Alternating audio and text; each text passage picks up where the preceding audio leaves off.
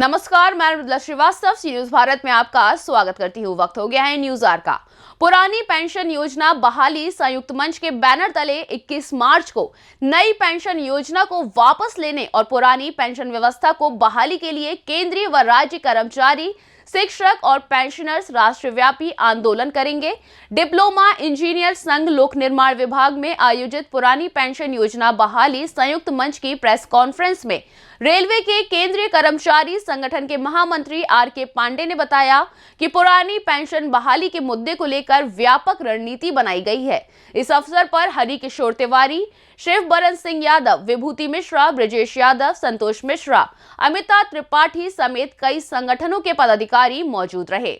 पुरानी पेंशन योजना बहाली को लेकर संयुक्त मंच 21 मार्च को देश भर के सभी जनपदों में कर्मचारियों द्वारा 2 बजे से शाम 4 बजे तक प्रदर्शन किया जाएगा। साथ ही यह आंदोलन सितंबर महीने तक हर महीने 21 तारीख को आयोजित किया जाएगा। पुरानी पेंशन योजना बहाली संयुक्त मंच ने बताया कि कई बार उच्च स्तरीय बैठक में नई पेंशन योजना को लेकर विरोध दर्ज कराया गया, लेकिन सरकार ने कोई ध्यान नहीं दिया, जिसको लेकर राष्ट्रव्यापी मंच का गठन कर पेंशन के मामले में सरकार का ध्यान आकर्षित करने के लिए आंदोलन किया जाएगा। इसके अलावा बताया गया कि राज्य कर्मचारी संयुक्त परिषद, collectorate ministerial association, diploma engineers संघ, कर्मचारी राज्य बीमा निगम समेत सैकड़ों विभागों के सेवा संगठन भी इस आंदोलन में शामिल होकर पुरानी पेंशन बहाली को लेकर आंदोलन करेंगे। ऐसा है कि विगत कुछ वर्षों से ये अनुभव किया जा रहा है कि 1 जनवरी 2004 के बाद से, जब से नई पेंशन नीति भारत सरकार ने एक्ट के माध्यम से इंट्रोड्यूस करने का काम किया, जो सरकारी कर्मचारी सरकारी सेवाओं में एक जज्बा लेकर के आता था, उसको इससे बहुत ही मानसिक और आर्थिक तौर पर जो है चोट पहुंचने का काम हुआ।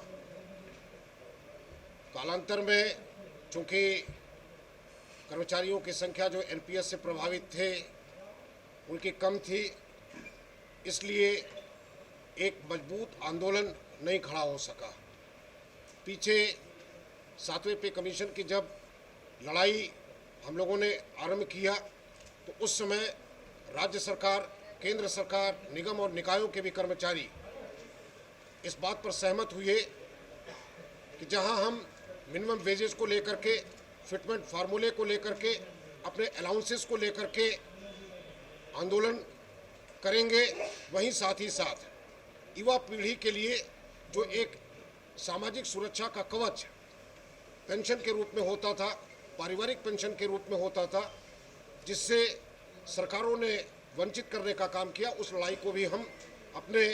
11 जुलाई 2016 की प्रस्तावित अनिश्चितकालीन हड़ताल का एक प्रमुख मुद्दा बनाने का काम हुआ। उससे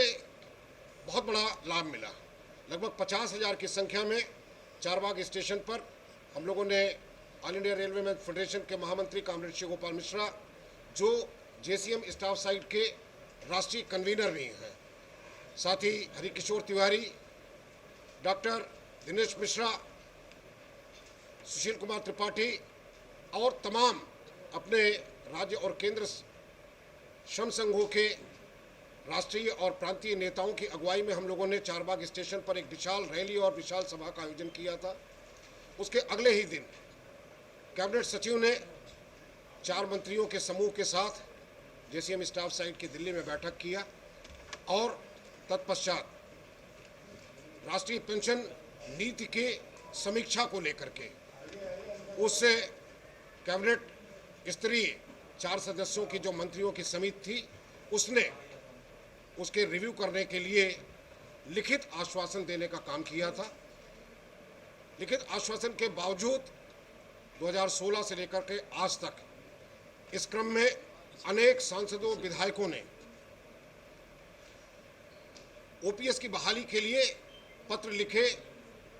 प्रधानमंत्री को, केंद्रीय सरकार को, लेकिन आज ये देखा जा रहा है कि वही मंत्री और सांसद, विधायक स्वयं तो पेंशन ले रहे हैं, लेकिन सरकारी कर्मचारियों को उससे आज भी वंचित किए हुए हैं। अब हम लोगों ने ये अनुभव किया कि सरकारी कर्मचारी जहाँ जहाँ पर राज्यों के चुनाव हुए, उन्होंने